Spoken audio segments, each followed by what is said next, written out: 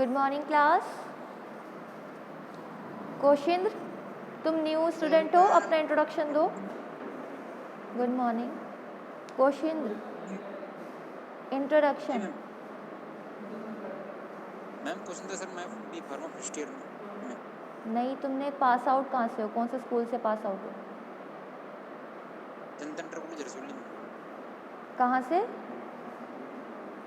जनता inter college रसोली Muzaffarnagar. अच्छा, मुजफ्फरनगर से हो। कितनी परसेंटेज थी 12th में? मैम मैम मैम सर, मेरी क्लास चल 69 मैम। क्लास चल गई है, क्लास बात कर रहे हो। ओके, तो 69 अभी जितना हमारा हो चुका है फार्मास्यूटिक्स में, तो आप किससे लोगे नोट्स? मैम मेरा नंबर नहीं जुड़ा था, आप बता दो ले लूँगा किसी से। तो किसी से नोट्स ले लेना, नोट्स मैंने प्रोवाइड करा रखे हैं, वैसे ग्रुप में भी हैं। अगर आप ग्रुप में देखोगे फार्मास्यूटिक्स के नोट्स, तो वहाँ पे भी नोट्स हैं। ठीक है, बाकी अगर कुछ समझना है आपको, तो अभी तो मैं आपको अब समझा नहीं सकती हूँ, क्योंकि अब बहुत सारा आपका कोर्स हो चुका है। ठीक है, तो जो आपका मैं आज से स्टार्ट करूँगी। आपकी फर्स्ट यूनिट अभी स्टार्ट हो चुकी है, तो यूनिट फर्स्ट से स्टार्ट हमने कर चुके हैं। हम आज इंडस्ट्री पढ़ेंगे, हम इंडस्ट्री पे आ चुके हैं।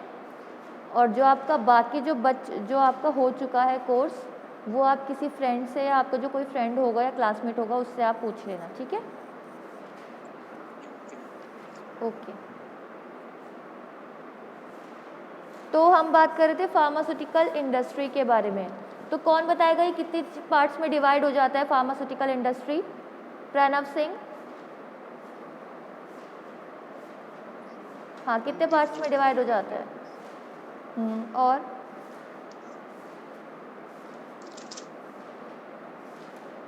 और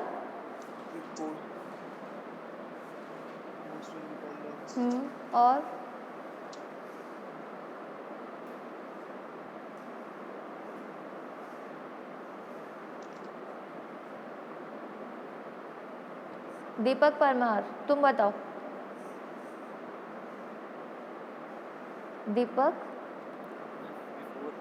before independence, post independence, present scenario, हाँ। सिनेरियो, और pharm industry in 21st century. तो बिफोर इंडिपेंडेंस में क्या पढ़ा था हमने? बिफोर इंडिपेंडेंस बिगिनिंग कैसे हुई थी मैम इसकी? कैसे हुई थी इंडस्ट्री की बिगिनिंग आपकी पोस्ट बिफोर इंडिपेंडेंस?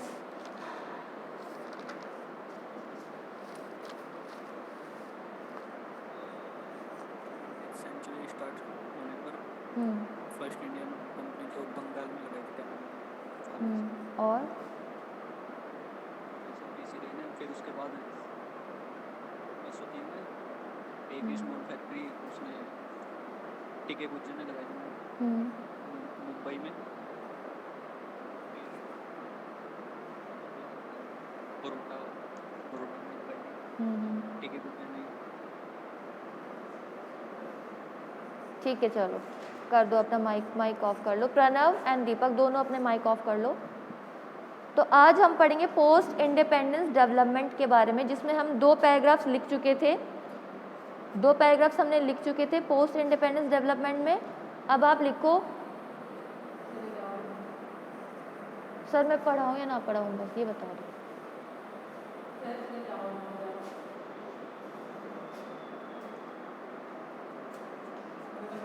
तो थर्ड पैराग्राफ लिखो। In order to, Pranav mike off कर लो अपना।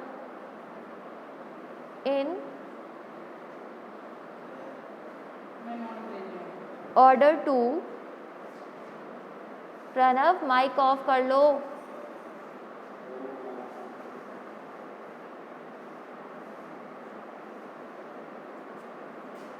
In order to reduce the, in order to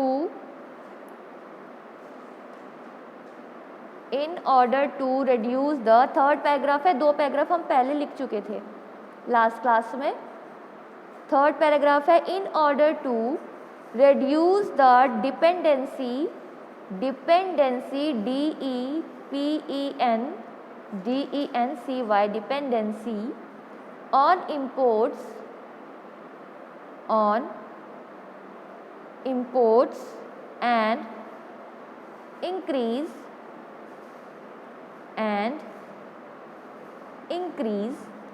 the production of antibiotics, ANTIBIOTICS। क्या होते हैं एंटीबायोटिक्स मनमोहन शर्मा? एंटीबायोटिक्स क्या होते हैं? दवाई तो होती है, कौन सी दवाई होती है?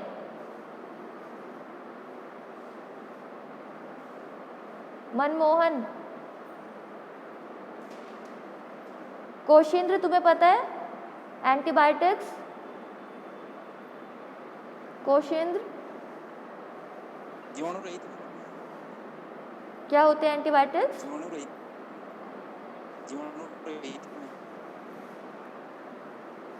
इंग्लिश में बताओ, कुछ भी, मतलब सही बता रहे हो वैसे। रिएक्शन ना करे।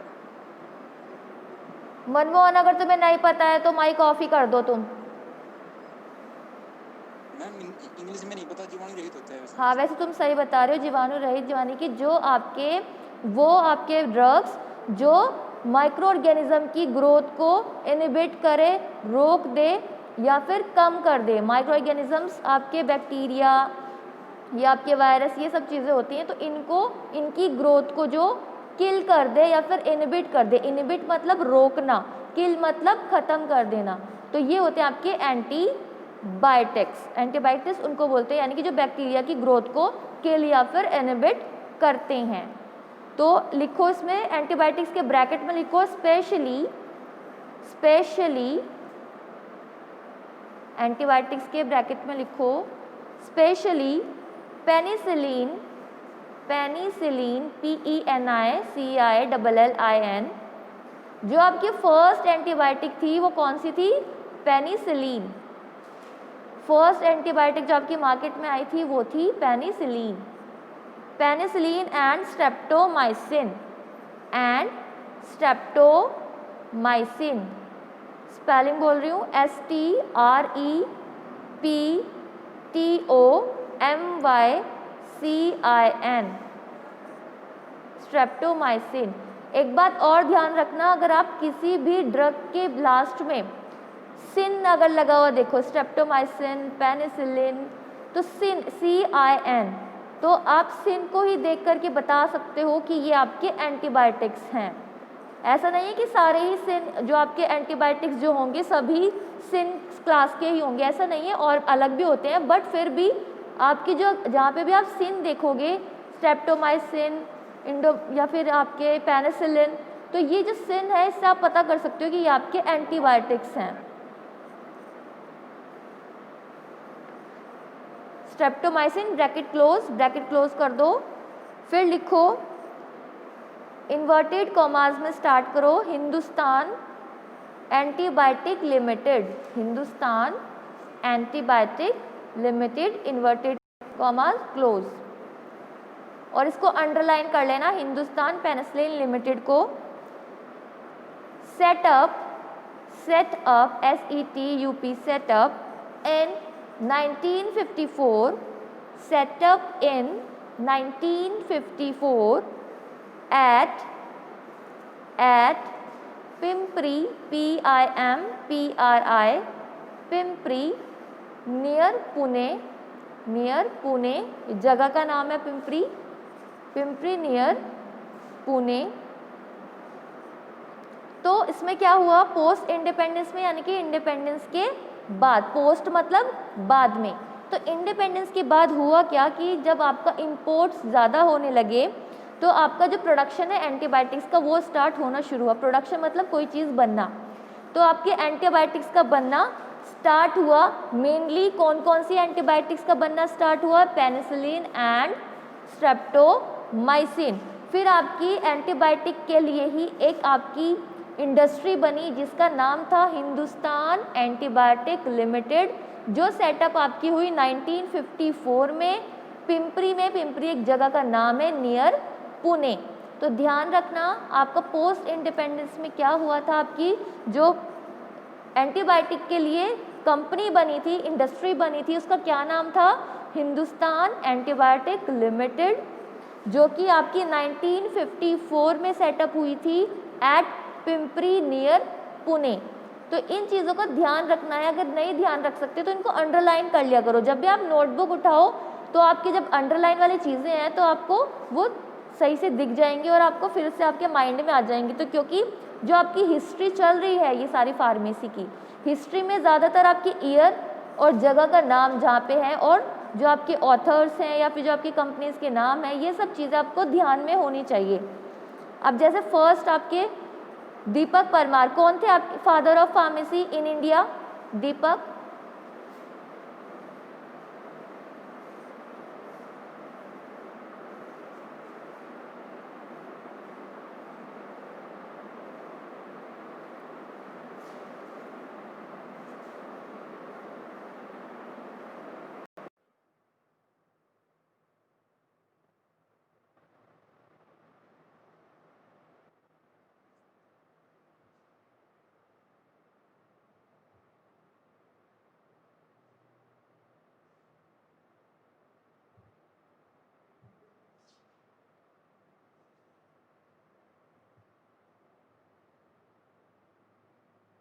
यार मैं तो क्लास ही चली गई।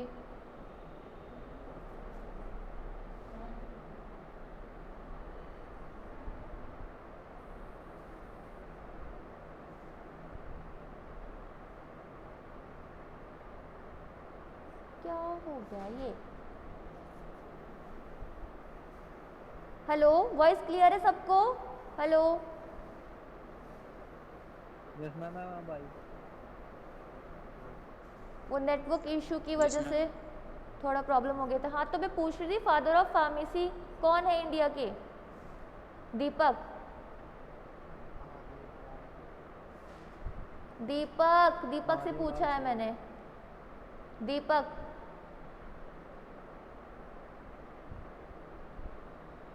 और वर्ल्ड में कौन है?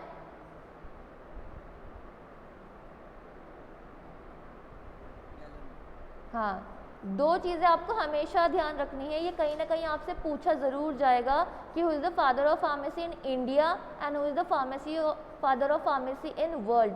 तो ये दो आपको नाम याद हमेशा रखने हैं। कि कोशिंद्र तुम भी ध्यान से सुन लो कि जो फादर ऑफ फार्मेसी आपके इंडिया में वो है महादेव लाल श्रॉफ, ML श्रॉफ बोल देते हैं शॉर्ट में, महादेव लाल श्रॉफ। और वर्ल्ड में अगर आपसे पूछा जाता है कि फादर ऑफ फार्मेसी वर्ल्ड में कौन है, तो वर्ल्ड में आपकी गैलन, GALEN गैलन। ये दो चीज़ें, ये दो नाम आप हमेशा याद रखोगे। और आपकी फर्स्ट इंडियन फार्माकोपिया कब आई थी अंशुल? फर्स्ट इंडियन फार्माकोपिया कौन से ईयर में आई थी? किसको पता है?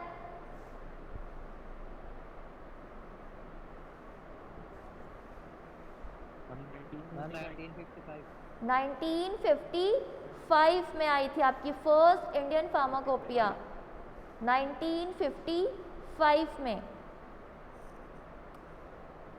तो नेक्स्ट लिखो, नेक्स्ट इसी में ही है, पोस्ट इंडिपेंडेंस डेवलपमेंट में ही। Next point, private enterprises, private enterprises ENTERPRISES enterprises were encouraged to enter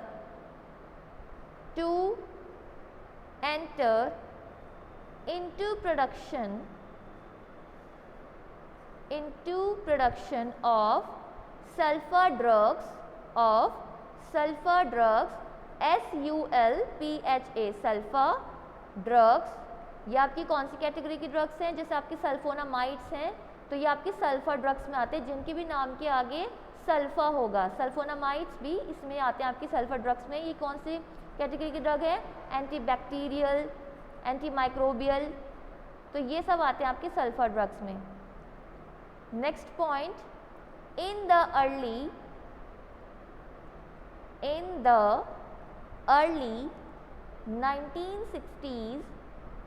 1960s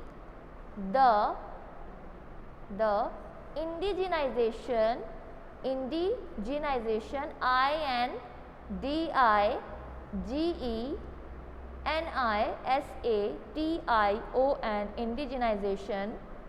of the industry, indigenisation मतलब कोई भी चीज़ कंट्रोल में आना। अगर आपकी कोई इंडस्ट्री है वो चीज़ कंट्रोल में आ रही है। इन द अर्ली 1960 में the indigenisation of the industry started with R&D collaboration। R&D क्या है? Research and development. कोशिंद्र, जो भी समझ में नहीं आएगा पूछ लेना। R&D collaboration between the industry, R&D collaboration between the industry and national laboratories and academia, ACADEMIA। next point, Indian Drug and Pharmaceutical Limited, इसको भी आप अंडरलाइन करो। Indian Drug and Pharmaceutical limited, ये भी आपकी इंडस्ट्री का नाम है। Indian Drug and Pharmaceutical limited was set up by government in 1964। 1964 को भी आप अंडरलाइन करो। in 1964 to provide Anudit Sharma, new हो आप, न्यू स्टूडेंट हो। अनुदित, माइक ऑन करो। Yes ma'am, good morning ma'am. Good morning. तो क्लास आपकी 11 बजे स्टार्ट हो गई थी, आप इतना लेट क्यों आए हो क्लास में? मैम मुझे पता नहीं था। ठीक है, इंट्रोडक्शन दो अपना।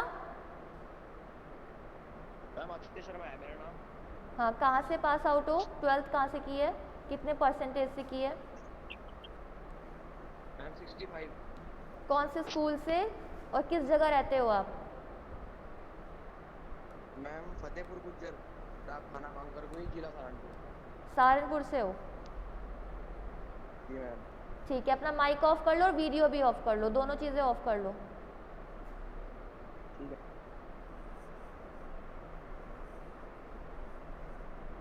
1964 to provide Indian Drug and Pharmaceutical Limited was set up by government in 1964 to provide a boost to the production, a boost, BOOST, boost to the production of bulk drugs and formulations, bulk drugs and formulations। Bulk drugs यानी कि आपका जो भी कच्चा माल है, raw material से, bulk drugs. Next point, the 1970 bulk drugs and formulations. Next point, the 1970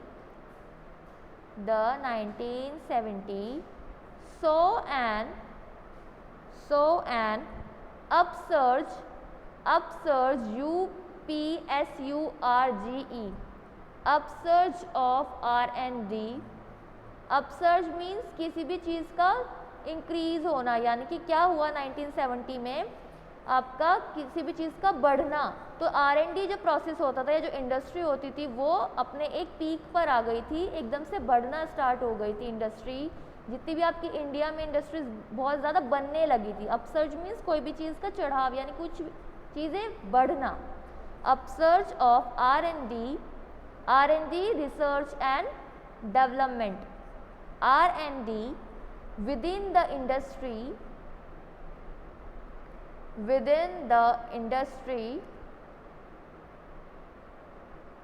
because of the encouragement। Anudit and Kaushindra, आप लोगों को आज कुछ समझ तो आएगा नहीं क्योंकि मैंने ऑलरेडी पढ़ा चुकी हूँ ये सब चीज़ें, पर जो नेक्स्ट टॉपिक होगा उसमें आप प्रेजेंट रहना, वो आपको अच्छे से समझ में आएगा। जब हम डोजेस फॉर्म स्टार्ट करेंगे, सिलेबस है सबके पास, दोनों के पास? नो मैम, अभी सिलेबस नहीं है। सिलेबस भी नहीं है। सिलेबस की भी फ़ोटो जो आप ग्रुप में ऐड हुए हो उसमें ऊपर अगर आप जाओगे, स्क्रॉल करोगे तो ऊपर आपको सिलेबस भी मिल जाएगा। तो वहाँ से आप सिलेबस देखोगे तो यूनिट फर्स्ट चल रही है। यूनिट फर्स्ट में हम हिस्ट्री ऑफ फार्मेसी पढ़ रहे हैं, ये सब सारी चीज़ें हिस्ट्री में चल रही हैं। नेक्स्ट जो आपका टॉपिक हम स्टार्ट करेंगे तो वो आपको अच्छे से समझ में आएगा। अभी तो आपको बीच में से आए हो तो समझ में कुछ आएगा ही नहीं। तो फर्स्ट क्या बोल रहे हो अनुदित? कुछ नहीं मैम। क्वेश्चन? डोसेज फॉर्म तो फर्स्ट चैप्टर है ma'am, dosage form. Doses form unit first में है ना आपका सेकंड पार्ट। अभी हाँ, अभी हिस्ट्री ऑफ फार्मेसी चल रही है। जी सेकंड। अभी जो यूनिट फर्स्ट का ही सेकंड पार्ट है डोजेस फॉर्म, वो आपको अच्छे से समझ में आएगा। अभी क्योंकि हिस्ट्री चल रही है तो हिस्ट्री में आपको बीच में से आया तो आपको शायद ही कुछ समझ में आए। फिर भी जो आपके साथ में हैं, आपके क्लासमेट्स हैं, उनके साथ आप बात करो, उनसे पूछो तो वो बता देंगे, आपको हेल्प कर देंगे। बाकी जितनी भी आपको हेल्प मुझसे चाहिए तो आप कभी भी आ सकते हो कॉलेज में, आपको समझा दूँगी। Okay. 1970 saw an upsurge, UPSURGE, upsurge of R&D within the industry because of the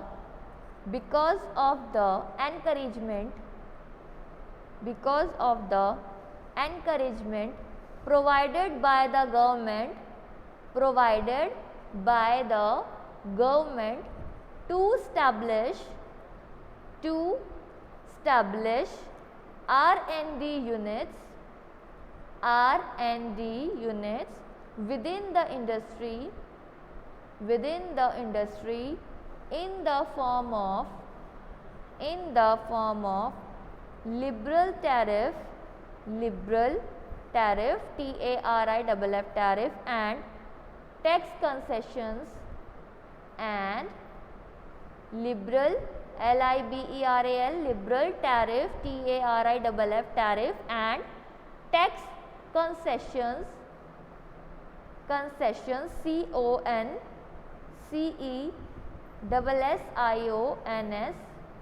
concessions, and financial incentives, INCENTIVES, incentives. Next point, special provision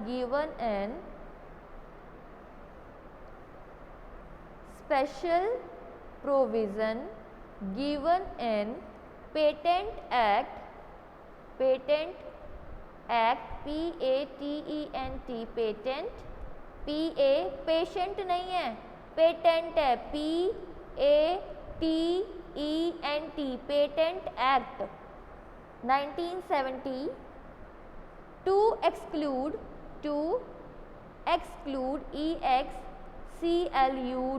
exclude the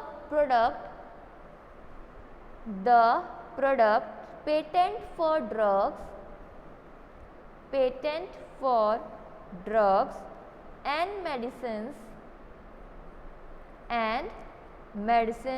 comma, food and chemical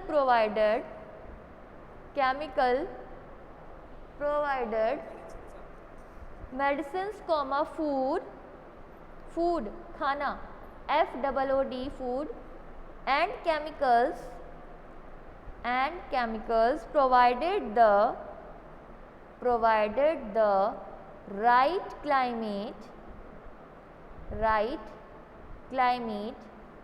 for innovation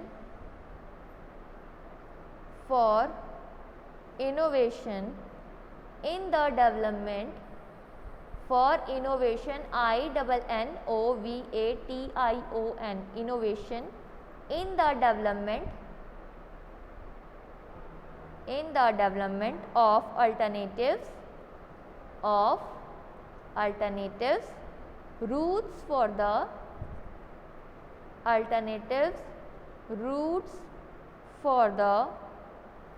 synthesis of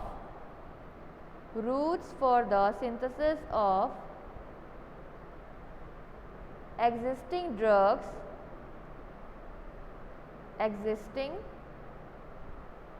drugs next point near self reliance was achieved in the production of bulk drugs and formulations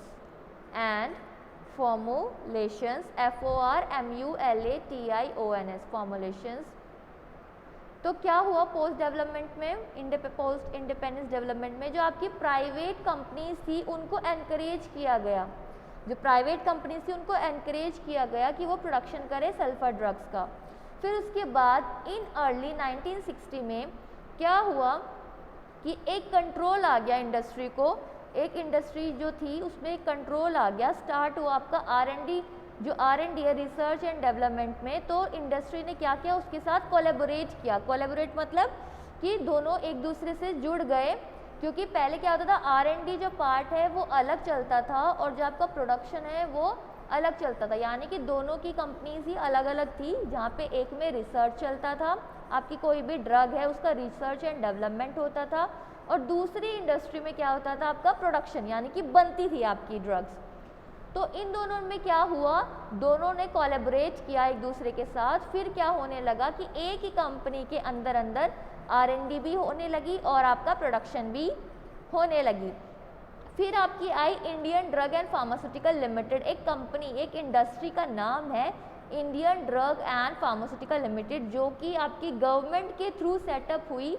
government ने setup की in 1964, क्योंकि ताकि एक production हो रहा था आपके bulk drugs का और फॉर्मुलेशंस क्या होती हैं, कोई भी फॉर्मुलेशंस, टैबलेट है, कैप्सूल्स है, सिरप्स हैं, ये सारे आपकी फॉर्मुलेशंस हैं। और बल्क ड्रग यानी कि आपके जो पाउडर्स हैं, जिनका हमने फॉर्मुलेट नहीं किया है, जिनको हमने एक डोजेस फॉर्म नहीं बनाया है, सिर्फ एक वो बल्क के फॉर्म में है, सिर्फ पाउडर फॉर्म में है, तो वो बल्क ड्रग्स हैं। तो उनका प्रोडक्शन में क्या हुआ, बूस्ट मतलब कोई भी चीज़ बढ़ना, तो उनको क्या मिला, प्रोडक्शन को एक बढ़ावा मिला। तो प्रोडक्शन को उसके बढ़ावा होने से क्या हुआ कि आपका जो गवर्नमेंट है, गवर्नमेंट ने क्या किया, एक प्रोत्साहन दिया। तो फिर आपकी इंडस्ट्री बनी Indian Drug and Pharmaceutical limited, जिसमें दोनों आपकी जो बल्क ड्रग्स हैं और जो फॉर्मुलेशंस है वो बननी स्टार्ट हुई, उनका प्रोडक्शन होना स्टार्ट हुआ। फिर उसके बाद 1970 में क्या हुआ, एक चढ़ाव आया आपके R&D में। क्या हुआ, एक एनकरेजमेंट मिला गवर्नमेंट के थ्रू। गवर्नमेंट ने देखा कि आपकी जो फार्मास्यूटिकल जो कंपनीज़ हैं बहुत क्या हो रही हैं, बढ़ रही हैं धीरे धीरे, तो उन्होंने भी क्या किया, साथ दिया आपके फार्मास्यूटिकल इंडस्ट्री का। और फिर क्या हुआ, जो R&D है और जो आपका प्रोडक्शन है दोनों साथ साथ चलने लगे, यानी कि एक ही इंडस्ट्री के अंदर आपका R&D भी होने लगा, रिसर्च एंड डेवलपमेंट भी होने लगा और प्रोडक्शन भी होने लगा। But in the form of क्या होता था कि आपसे टैक्स लिया जाता था। टैरिफ मीन्स टैक्स कंसेशंस, जो भी आपकी इंसेंटिव्स है फाइनेंशियल, तो ये सब चीज़ें आपकी ली जाती थी R&D से। फिर उसके बाद आपका एक पेटेंट एक्ट आया। पेटेंट एक्ट क्या होता है? 1970 में आया था। पेटेंट मीन्स आपकी कोई भी ड्रग है, अगर कोई भी ड्रग मार्केट में आती है, चाहे वो ड्रग है, फूड है, कोई भी केमिकल है, उनको क्या किया जाता है? अपने नाम पे पेटेंट किया जाता है, ताकि दूसरा कोई उसको बना ना ले अपने नाम पे। यानी कि अब कोई सपोज करो मैंने कोई चीज़ बनाई है या फिर आपने ही कोई एक ड्रग बनाई है, अपनी खुद की रिसर्च की है, खुद की डेवलपमेंट की है, बट क्या हुआ? आपने उसको पेटेंट नहीं करवाया, अपने नाम पे उसको पेटेंट नहीं करवाया, तो क्या होगा?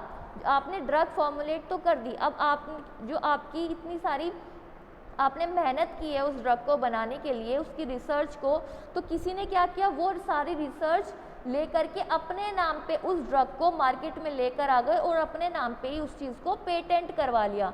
तो फिर वो पेटेंट जो हुआ वो किसके नाम पे हुआ? वो आपके नाम पे नहीं हुआ, वो दूसरे के नाम पे हुआ। तो यानी कि सब लोग ये सोचेंगे कि इन्होंने ही इसकी रिसर्च की है ड्रग की और इन्होंने ही ये बनाई है, तो इसलिए पेटेंट करवाना बहुत ज़रूरी है। तो एक पेटेंट एक्ट आया आपका 1970 में, किस किस चीज़ों के लिए? Medicine, food, chemicals. तो इसमें क्या होता था? आपके जितने भी ड्रग्स हैं उनको बनाया जाता था और उनको पेटेंट किया जाता था। फिर आपका क्या है? लास्ट पॉइंट है, near self reliance was achieved in the production of bulk drugs and formulation. Self reliance means आत्मनिर्भर। फिर क्या हुआ? जो आपकी इंडस्ट्री है, जो आपके फार्मास्यूटिकल इंडस्ट्री है, वो क्या हुई? आपकी आत्मनिर्भर हो गई कि यानी कि हम अब क्या कर सकते हैं? हम अब बल्क ड्रग का और जो फॉर्मुलेशन हम बनाते हैं इनकी हम प्रोडक्शन हम अच्छे से कर सकते हैं। तो उनको एक सेल्फ रिलायंस मिला, ताकि वो अब अच्छे से उसको प्रोड्यूस कर सके, जितनी भी फॉर्मुलेशंस हैं, जितनी भी बल्क ड्रग्स हैं, उनको अच्छे से उनका प्रोडक्शन कर सके। तो ये आपका आया पोस्ट इंडिपेंडेंस डेवलपमेंट में। अब है next point, next heading, present scenario. Present scenario, present means जो चल रहा है, अब उसमें क्या सिनेरियो है आपकी फार्मास्यूटिकल इंडस्ट्री का? प्रेजेंट सिनेरियो इसमें लिखो, the Indian pharmaceutical industry, the Indian pharmaceutical industry, today is one of the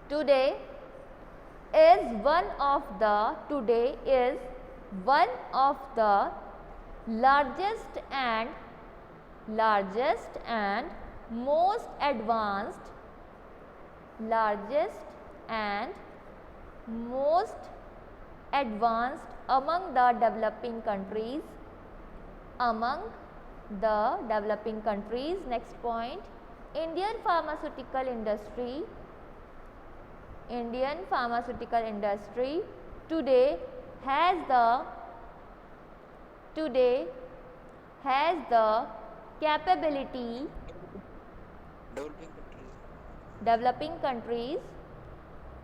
Next point, Indian pharmaceutical industry, first point है, the Indian pharmaceutical industry today is one of the largest and most advanced among the developing countries.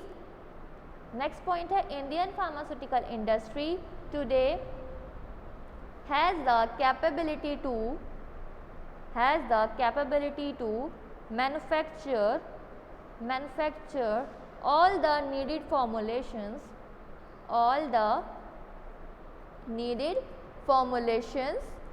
and 70% of its bulk drugs requirements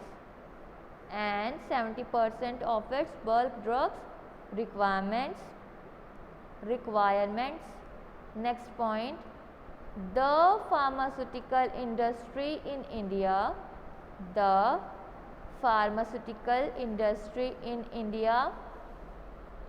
short में कैसे लिख सकते हो आप pharmaceutical को?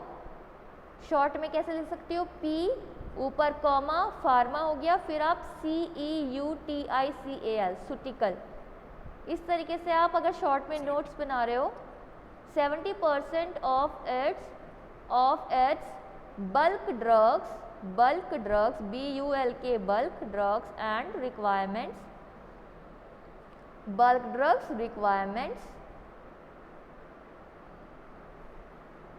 जब आप नोट्स बनाते हो तो अगर फार्मास्यूटिकल को आप पूरा नहीं लिखना चाहते, आप सिर्फ शॉर्ट में लिखना चाहते हो, एग्ज़ाम्स की बात नहीं कर रही हूँ मैं, आपके नोट्स की बात कर रही हूँ, अगर नोट्स में आपको ज़्यादा लंबी कोई चीज़ नहीं लिखनी है, उसको शॉर्ट में करनी है, तो फार्मास्यूटिकल को आप कैसे लिख सकते हो?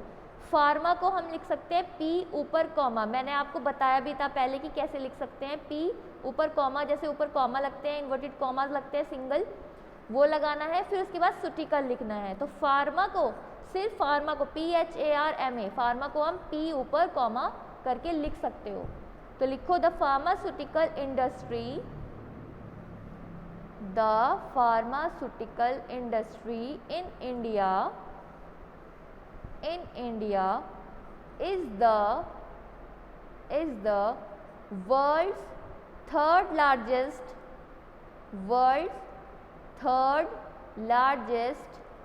in terms of volume, and stands 14th stands 14th in terms of value, next point, according to Department of Pharmaceuticals,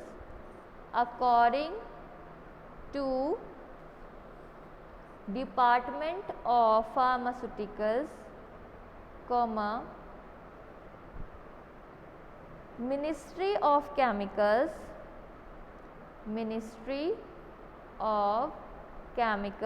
and Fertilizers, हम रिपीट कर दो। according to डिपार्टमेंट को आप शॉर्ट में DPT लिख सकते हो, department of pharmaceuticals, comma, ministry of chemicals and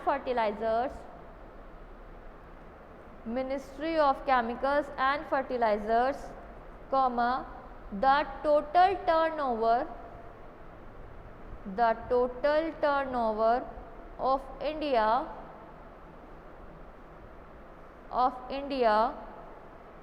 India's pharmaceutical industry is, the total turnover of India's pharmaceutical industry is US, dollar का साइन बनाओगे, US के बाद डॉलर का साइन बना करके लिखना है 21.04 billion, US dollar sign 21.04 billions. Next point, Mumbai comma Hyderabad, comma Ahmedabad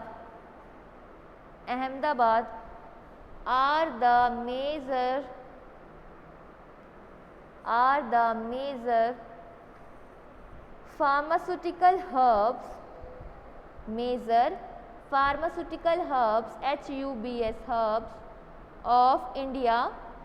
hubs of India. Next point, except some anti-cancer drugs,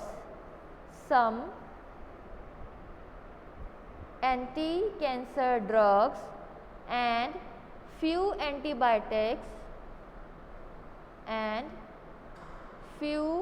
antibiotics, all the products, except some anti-cancer drugs and few antibiotics, all the products are currently manufactured in India for the domestic market, as well as for the domestic market as well as for export, for export। तो आपका present scenario क्या है pharmacy, जो आपकी pharmacy industry है उसके लिए। तो जो आपकी इंडियन फार्मास्यूटिकल इंडस्ट्री है आज वो कहाँ पे है, one of the largest and most advanced company आपकी डेवलपिंग कंट्रीज़ में। इंडिया क्या है, इंडिया आपकी डेवलपिंग कंट्री है, तो डेवलपिंग कंट्रीज़ में आपकी लार्जेस्ट जो है मोस्ट एडवांस इंडस्ट्री हो चुकी है इंडिया में। फिर आपकी इसको क्या एक कैपेबिलिटी आ चुकी है, एक इंडियन फार्मास्यूटिकल इंडस्ट्री के अंदर इतनी कैपेबिलिटी है कि वो हर फॉर्मुलेशन की मैन्युफैक्चरिंग कर सके। इतनी कैपेबिलिटी है आपकी इंडियन फार्मास्यूटिकल इंडस्ट्री में कि वो आपकी हर एक फॉर्मुलेशन की मैन्युफैक्चरिंग कर सकते हैं। और 70% जो आपके बल्क ड्रग्स हैं, यानी कि जो आपके रॉ मटेरियल्स हैं, यानी कि जो सिर्फ आपके पाउडर फॉर्म में जो हैं उसको क्या रिक्वायरमेंट है, वो 70% उसकी रिक्वायरमेंट को फिल कर सकती हैं। फिर आपका जो फार्मास्यूटिकल इंडस्ट्री इन इंडिया यानी कि कहाँ पे वो स्टैंड करती है, फार्मेसी जो आपकी इंडस्ट्री है वो world third largest in terms of volume. यानी कि अगर हम क्वांटिटी एंड क्वालिटी की बात करें तो अगर हम क्वांटिटी देखें तो क्वांटिटी के टर्म्स में वर्ल्ड में थर्ड लार्जेस्ट है आपकी फार्मास्यूटिकल इंडस्ट्री। और अगर क्वालिटी की बात करें तो कहाँ पे स्टैंड करती है आपकी फार्मास्यूटिकल इंडस्ट्री, 14th रैंक पे आपकी स्टैंड करती है अगर हम क्वालिटी की बात करें तो। फिर आपका आता है according to department of pharmaceuticals ministry of chemicals and fertiliser the total turnover of India pharmaceutical industry is $21.04 billion. यानी कि अगर हम बात करें डिपार्टमेंट ऑफ फार्मास्यूटिकल के अकॉर्डिंग, जो डिपार्टमेंट है फार्मास्यूटिकल्स के उनके अकॉर्डिंग अगर हम देखें या फिर मिनिस्ट्री ऑफ केमिकल्स जो है उनके अकॉर्डिंग हम देखें, यानी कि ये लोग क्या देखते हैं, ये चीज़ें देखते हैं कि हमारे जो फार्मास्यूटिकल इंडस्ट्री है कितनी इंक्रीज़ हो रही है, उसका जो प्रोडक्शन है कितना इंक्रीज़ हो रहा है डे बाय डे। तो अगर उनके अकॉर्डिंग हम देखें तो टर्नओवर क्या बैठता है आपका फार्मास्यूटिकल इंडस्ट्री का, अगर हम डॉलर की बात करें तो डॉलर में 21.04 बिलियन इतना इसका टर्नओवर है।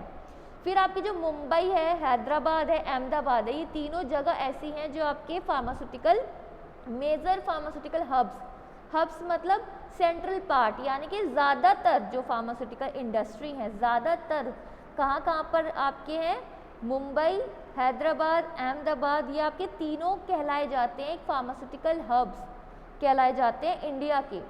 फिर कुछ एंटी कैंसर ड्रग्स को छोड़ करके, कुछ एंटी कैंसर ड्रग को और कुछ पेनिसिलिन, कुछ एंटीबायोटिक्स और कुछ एंटी कैंसर ड्रग्स जो कि कैंसर में यूज़ होती हैं ड्रग्स, उनको छोड़ करके और कुछ एंटीबायोटिक्स को छोड़ करके आपकी इंडिया के अंदर इतनी कैपेबिलिटी है कि वो हर एक ड्रग की मैन्युफैक्चरिंग अब कर सकते हैं for the domestic market. Domestic मतलब अगर आपका इंडिया में ही कोई प्रोडक्ट बन रहा है, इंडिया के लिए ही बन रहा है, यानी कि सिर्फ इंडिया में हो रहा है तो वो डोमेस्टिक है।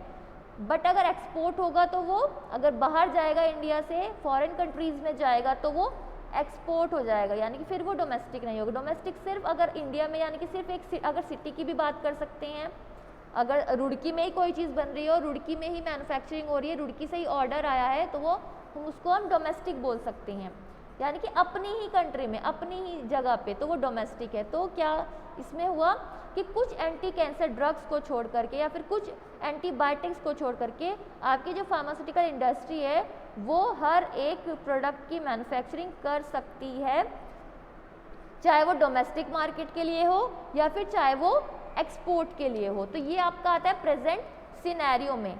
अब है आपकी हेडिंग, नेक्स्ट हेडिंग है Indian pharmaceutical industry. Next heading Indian pharmaceutical industry in the 21st century.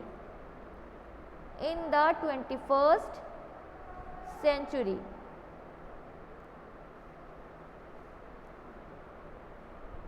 इसमें लिखो to provide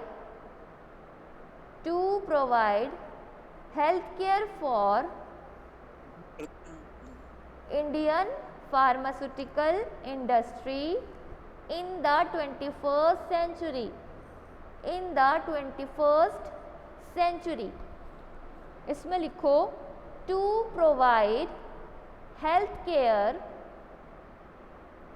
to provide health care for all, to provide health care for all at an, for all at an affordable cost, affordable cost, comma, Indian pharmaceutical industry, Indian pharmaceutical industry has the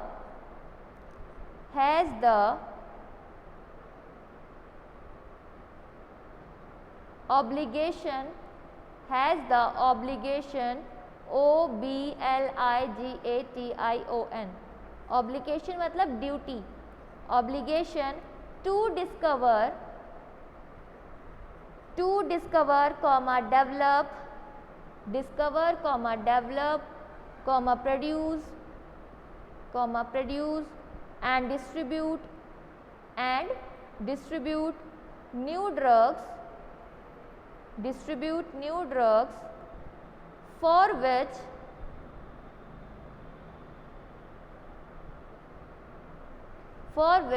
no therapy is currently available, for which no therapy is currently available. Next point, industry has also to develop better diagnostic tools,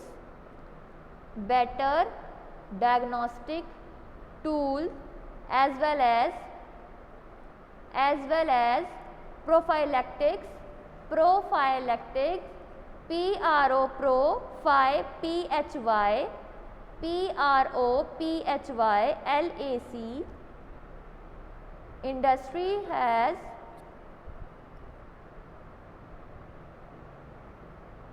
Industry has also to develop better diagnostic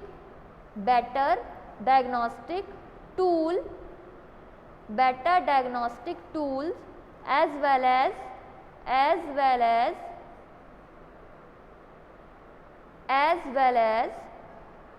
prophylactics, PROPHYLACTICS,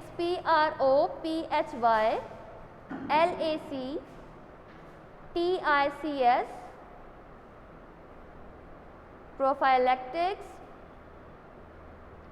for diseases,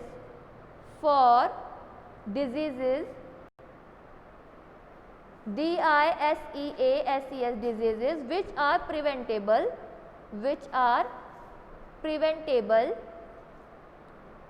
यानी कि 21st century में क्या हुआ, जो आपकी Indian pharmaceutical industry है तो उन्होंने क्या प्रोवाइड कराना चाहा कि आपका जो हेल्थ केयर में हम प्रोवाइड कराएं तो अफोर्डेबल कॉस्ट, जो आपकी मेडिसिन हम लोगों को प्रोवाइड कराएं वो एक अफोर्डेबल कॉस्ट में प्रोवाइड कराएं। जो आपकी ड्यूटी है आपकी फार्मास्यूटिकल इंडस्ट्री की, क्या ड्यूटी है, ड्यूटी ऑब्लिगेशन मीन्स ड्यूटी कि यानी कि हम डिस्कवर कर सके, डेवलप कर सके, प्रोड्यूस कर सके और डिस्ट्रीब्यूट कर सके नई ड्रग्स का डिस्कवर करना, डेवलप करना और डिस्ट्रीब्यूट करना। यानी कि जिन डिजीज़ की आजकल कोई थेरेपी नहीं है तो 21st सेंचुरी में आकर के इंडस्ट्री ये सोच रही है कि हम ऐसी मेडिसिन का क्या करें, मैन्युफैक्चरिंग करें जिनकी कोई थेरेपी आज के टाइम में अवेलेबल नहीं है, उन भी ड्रग्स की मैन्युफैक्चरिंग वो करें। और इंडस्ट्री क्या है, industry has also to develop, industry को एक डायग्नोस्टिक टूल, एक बेटर डायग्नोस्टिक टूल बनाना है। क्या नो थेरेपी मतलब अगर कोई भी डिजीज़ को ट्रीट करने के लिए कोई थेरेपी यूज़ हो रही है, जैसे कैंसर के लिए होती है ना कीमोथेरेपी, कैंसर के लोगों के लिए हम क्या यूज़ करते हैं, कीमोथेरेपी। थेरेपी मीन्स जो लॉन्ग टाइम के लिए चले। अगर कैंसर जैसे रोग हैं, जो कुष्ठ रोग हो जाते हैं किसी को, तो उनके लिए क्या करते हैं, जो ट्रीटमेंट उनका चलता है वो लॉन्ग टाइम तक चलता है, लंबे समय तक चलता है। तो अगर जो लंबे समय तक चल रहा है उसको हम क्या बोल देते हैं, थेरेपी बोल देते हैं। तो जिनकी थेरेपी नहीं है ऐसी मार्केट में हमें जो लोग हैं इंडस्ट्री में, जो है फार्मास्यूटिकल इंडस्ट्री में, वो सोच रहे हैं कि हम ऐसी ड्रग्स का मैन्युफैक्चर्ड करें। और इंडस्ट्री डेवलप कर रही है एक बेटर डायग्नोस्टिक टूल। डायग्नोस मतलब किसी भी चीज़ को डायग्नोस करना, ट्रीट करना, उसको ठीक करना, टूल बना रही है। और एज वेल एज प्रोफाइलैक्टिक्स। प्रोफाइलैक्टिक्स मतलब प्रिवेंट करना, डिजीज़ को जो चीज़ प्रिवेंट करती हैं वो होती है प्रोफाइलैक्टिक्स फॉर डिजीजेज। जो आपकी प्रिवेंटेबल, जो प्रिवेंटेबल नहीं है उनको भी प्रिवेंट करने के लिए एक आपकी टूल बनाया जा रहा है, जो डायग्नोस्टिक टूल। तो ये आपका आता है 21st सेंचुरी में। फिर आपकी एक टेबल आती है, वो टेबल मैं आपके नोट्स में सेंड कर दूंगी। उस टेबल में क्या आएगी, आपकी जो इंडस्ट्री है कौन सी नंबर 1 में है, कौन सी नंबर 2 पे है। तो आपकी जो टॉप 10 इंडस्ट्री है वो कौन कौन सी है, सन फार्मा है, ल्यूपिन है, डॉक्टर रेड्डी, सिप्ला, ऑरोबिंदोस, कैडिला, ग्लेनमार्क, ये आपकी इंडस्ट्री है जो आजकल इंडिया में टॉप 10 में है। तो इसकी मैं टेबल आपके नोट्स में सेंड कर दूंगी, आप बना लेना। अगर आपके पास इंडस्ट्री का कोई भी क्वेश्चन आ जाता है तो वहाँ उस क्वेश्चन में आप ये टेबल बना दोगे तो आपको मार्क्स गेन करने में भी आसानी होगी। तो इसमें आपकी टेबल में 2 कॉलम है, एक में है कंपनी का नाम, दूसरे में है कि उसका प्रोडक्शन कितना है, INR में, यानी कि इन रुपीज़ में उसका मार्केट में कितना ज़्यादा उसका प्रोडक्शन होता है। दो कॉलम बनेंगे, ये मैं आपको नोट्स में सेंड कर दूंगी। अब अगर किसी को कोई डाउट है तो पूछ सकते हो। किसी को डाउट है? कोशिंद्र, अनुदित, नो मैम। समझ में आया जो समझाया? कुछ कुछ जो भी समझाया थोड़ा बहुत तो समझ में आया ही होगा दोनों को। Yes ma'am. और सबको समझ में आया या कोई डाउट है तो पूछ लो। यस मैम, आ गया समझ। ठीक है, अटेंडेंस बोल दो अब।